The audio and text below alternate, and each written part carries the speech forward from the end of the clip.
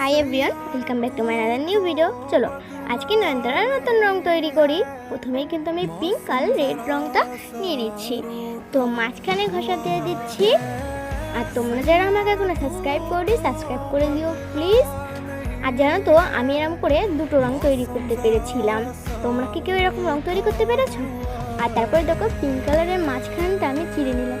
এই দেখো ভিতরে অসংখ্য হলুদ কালারের গড়ি দানা আছে, তার ভিতর থেকে একটা নিচ্ছি। এটাকে নাকি মানুষ বলে জিন। তোমরা কি মনে করো এটা কি জিন?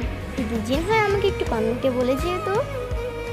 দেখো এই জিনটা মাত্র এক পিস নিয়েই আমি রেড কালারের নয়নতারাটার মধ্যে দিয়ে দিচ্ছি।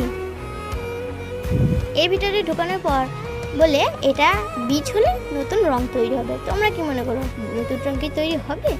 আর তোমরা কারা কারা নতুন রং তৈরি করেছে আমাকে একটু কমেন্টে বলে যেও তো প্লিজ, যে এটা থেকে নতুন রং তৈরি হয় কি না।